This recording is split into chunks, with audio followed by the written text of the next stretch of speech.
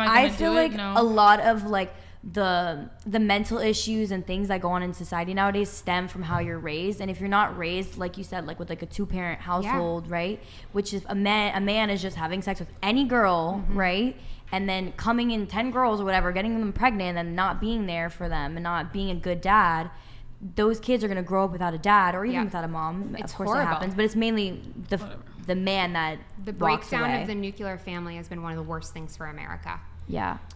Which is why men should. But wear also, condoms. I think it's, Men should what? Wear condoms. I feel like a lot of men don't wear condoms. Yeah, and that's because how of the many abortion times have industrial you guys complex. literally like been Stop. Donated Hold on. $200. Okay, sorry. Men being promiscuous is one of the few double standards we get. It is insanely harder for men to get laid than women. Men's privilege to the world is to die for their country while women get to continue hot girl summer. Yeah, I mean, Better I think the double standard on that front is justified. Frankly, I don't think men ought to be promiscuous, but I understand, for example, why it's impressive for a guy to sleep with a lot of women, and women are typically looked down upon or shamed if they sleep with a lot of men, and that just comes down to the difficulty with which both men and women can get laid. It's super. Women have getting laid and honestly dating on easy mode compared to men. Any girl, like girls can get laid super easy, whereas like for most guys, average guy, it's difficult to get laid. Yeah, it's not like men's are the gatekeeper of sex. Yeah, women are the gatekeepers of sex, But also, I think it's like you have to look at these situations and how unique they are. Like somebody, for example, like a girl in high school at a party, and somebody, you know, she thinks she's drinking something, and somebody puts something in her drink. What are you talking about here? I'm just saying that like every situation is different, and so to say like What? one person is completely responsible. Wait. Like you're saying that women are the gatekeepers, right? This is what you were talking about, and I was just coming back to what she was saying, kind of about how like, if we're just talking about abortion in general, that every situation is really unique. That's what I was saying. Okay, but we can come back to the abortion thing, but what I'm talking about here is the double standard between men and women when it comes to the ease with which both of the sexes can get laid. But that shouldn't be the goal, to just get laid. That's where the whole culture is it's wrong. not the problem. It should be to find the person that you love and Sure. and build a relationship with. Yeah, but I don't think like the cat is out of the bag. But I think we can strive to improve our culture and create more of a culture that centers itself in building relationships with people and not having transactional sex. I agree with you. Idealistically, it would be great if we can have a return to more traditional values. However, I think conservatives, generally speaking, are losing the culture war. We don't have like Obviously. Conservatives don't have control of the media. Yeah. They don't have control of academia. Woke corporations. They don't have control of like major mainstream news outlets. Like most people who are journalists who are reporting on the news tend to be left leaning. So. You look at popular culture, you look at music, you look at movies, you look at the Hollywood, the entertainment industry. It's dominated by people who are more liberal. Yeah, I mean, every corporation, you see Target putting up pride things. Every corporation is trying to market towards liberals. So I think like... But we can't just give up. Sure, but idealistically, it would be wonderful if we returned to traditional values, but because of feminism, because of birth control, it's just changed the dynamics between men and women. So I mean, that's I don't why think we're going to unwind. So it's like we now have to adapt to the new rule set.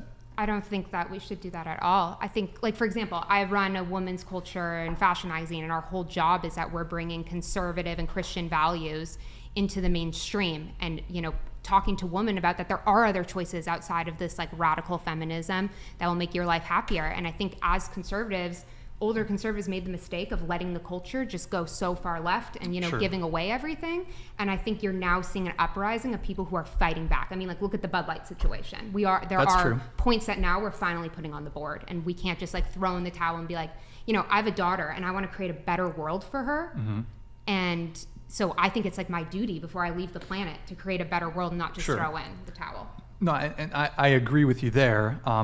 It is, I suppose, a bit idealistic insofar as, and especially related to his super chat where he's talking about why the double standard is justified. So in a society where hookup culture is the norm, where people are sleeping with multiple people, where people are just hooking up, and if we're going to have a conversation of, well, it's unfair for men to be praised for sleeping with a lot of women, whereas women are shamed for sleeping with a lot of men. Well, first off, the world is unfair. Yeah. Society is unfair. There's plenty of double standards that benefit women that don't benefit men. So this is one of the very few double standards that benefits men when it comes to intersexual dynamics. So, yeah. But I don't think that also like men who are kind of that like, oh, I'm sleeping around, then they can't expect the woman that they marry. And I think a lot of men want a woman that hasn't been sleeping around. And I think that's like a common thing that men want, but then men shouldn't be partaking in that culture Yeah. as Well, well. Exactly. Yeah. It's Oh, like, so are you talking about a guy who has, for example, a high body count? Yeah. He should not desire in a partner a woman with a low body count because it would be hypocritical, so to speak. Yes. Yeah, and I mean, there are situations where that probably folds out, but I think in general, women are the gatekeepers of sex. So the reason why men are allowed to get these high body counts for the most part is because women are giving into that culture. So as women, we can pull back and be like, no, we're not going to have this sleep around feminism culture that's so destructive to us and is like honestly disrespectful to us and is like not empowering to us. Instead, we should be empowered and come back and, you know, fight for a better culture with men. Yeah, it just cheapens us, quite honestly. Exactly. It's sad. Yeah. Well, I mean, also when it comes to the double standard too, very few men, a small percentage of men can have high body counts, whereas almost any single woman could be promiscuous. Very few men can be truly promiscuous. So, I mean, there's another double standard there. Women have the capability of being, more women have the option of being promiscuous than do men. You look at an average guy, he can't be promiscuous. Can't pull every night. Any girl can be promiscuous. I mean, with dating apps nowadays, there's somebody out there that's gonna. No, do but it. but not with what he just said. If Not women are average only dudes. swiping on 10% Yeah. of the dating pool, then I think it's going to be pretty hard. You might.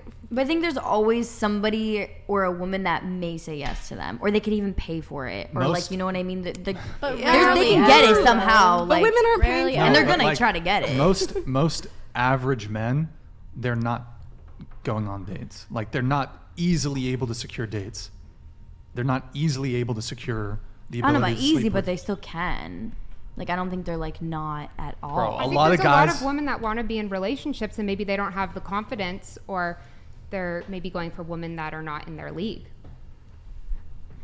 And also, I think this idea of like how like shaming women, like, well, the world is unfair, so we should just accept like some like men are going to be shamed for things and women are going to be shamed for things. I think we should also ask like, where has shaming women for sex, for example, gotten us? Because it's existed for a long time and it's also contributed to getting us to where we are, and it's contributed to this, you know, like you said, how this new alpha male culture is this rebellion against feminism. Well, what is feminism the rebellion against, and why is there that anger, and why was there that desire, you know? And I think it's important to ask that question too. Well, I feel like there was real civil rights measures that needed to be achieved in the early 1900s, but I think it's been pushed too far. And I think it was a movement that spiraled and picked up very bad values along the way that they've peddled to women, as I've explained earlier in the podcast, that have been very detrimental to women. And, you know, I also wanted to go off of, like, if you're a guy and you, or a girl, and you like having sex, there's something to be said about getting in a relationship where you're committed to each other and you love each other. You'll have way more sex than sleeping around, and better. Yeah, obviously. Yeah, I don't know why. Yeah. I don't know why people don't know that. I think just pain, you know, like the sexual revolution promotes like promiscuity. Promiscuity promotes heartbreak because people get sensitive when you share your body with someone, and then, you know, it just becomes a habit, and it's all over TV, it's all over market media. It's like, oh, how many bitches did you get with, bruh? Like, I think feminism has contributed to how toxic and horrible our dating culture is, and it's a real problem. Really? Yes.